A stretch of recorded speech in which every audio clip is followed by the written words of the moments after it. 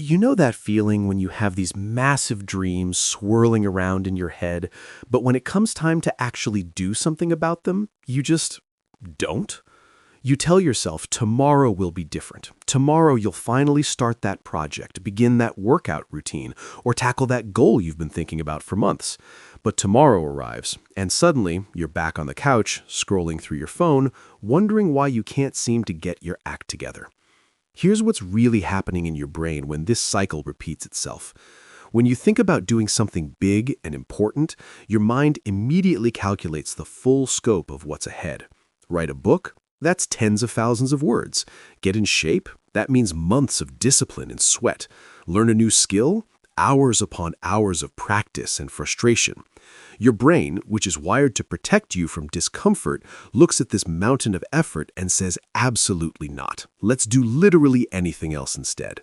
This isn't laziness in the way most people think about it. This is your nervous system doing exactly what it's designed to do, which is steer you away from things that feel overwhelming or threatening. But here's where it gets interesting. The version of you that has big ambitions and the version of you that avoids taking action aren't actually different people. They're both you, operating under different conditions. The ambitious you shows up when the path feels clear and manageable. The avoidant you shows up when everything feels too much. This is part of learning how to master being human. You have to work with your brain's natural tendencies instead of fighting against them. Most advice about overcoming procrastination completely misses this point. It tells you to just push through, to use more willpower, to somehow force yourself into action. But willpower is like a muscle that gets tired. The more you rely on it, the weaker it becomes throughout the day. What actually works is making things so small and so simple that your brain doesn't register them as threatening. When something feels manageable, you don't need willpower to do it. You just do it because it's easy. Think about this differently for a moment. The people you admire, who seem to effortlessly achieve their goals, they're not superhuman. They're not blessed with infinite motivation or discipline. What they've figured out is how to break everything down into steps that feel doable, even on their worst days. If you want to hit that like button and subscribe to Master Being Human for more insights like this, it really helps the channel reach people who need to hear these ideas. Plus, you'll get notified when new videos drop that can help you navigate being human more skillfully. Here's a framework that can help you work with your brain instead of against it. First, make the entry point so small it feels almost silly not to do it. Want to write? Don't commit to writing a chapter. Commit to writing one sentence. Want to exercise? Don't plan a full workout. Put on your workout clothes. That's it. Your brain has no reason to resist something that takes 30 seconds and requires minimal effort. But here's what's clever about this approach.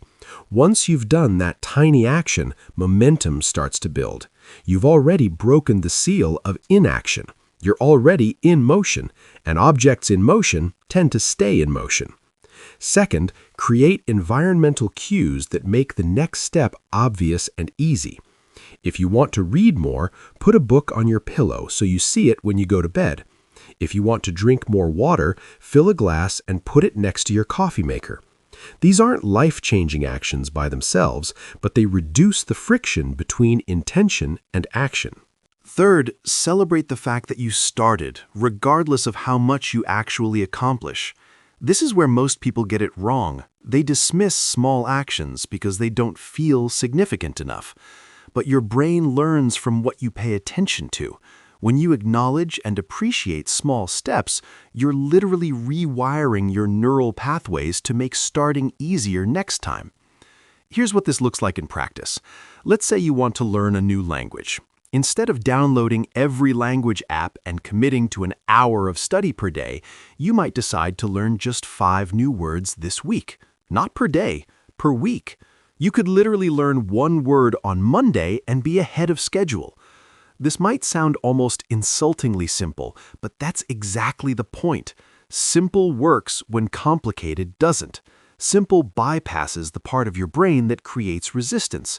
Simple builds confidence instead of overwhelm. The real transformation happens When you realize that consistency at a small scale is infinitely more valuable than perfection at a large scale.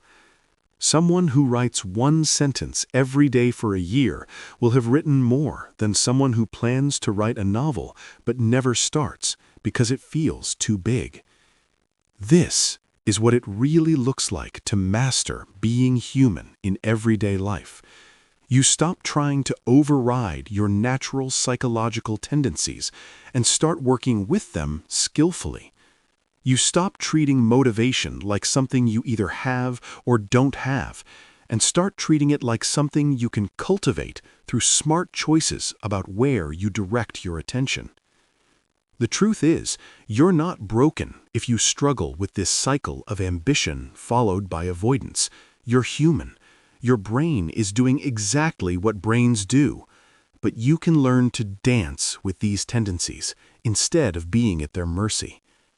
What's one area where you've been stuck in this pattern? What's one ridiculously small action you could take in that area today? Not tomorrow, today. Not after you feel more motivated, right now, while the idea is fresh and the resistance is low. Remember, the goal isn't to become someone who never procrastinates or never feels resistance. The goal is to become someone who can take meaningful action even when you don't feel like it, even when it's hard, even when you're tired or distracted or doubting yourself. That's the skill that separates people who achieve their goals from people who just dream about them.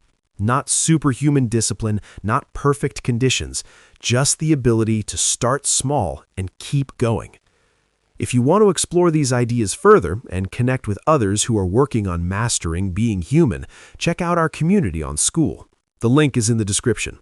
It's a space for people who want to go deeper into understanding how we actually function as humans, not how we think we should function. Your dreams aren't too big. Your steps have just been too large. Make them smaller and watch what becomes possible.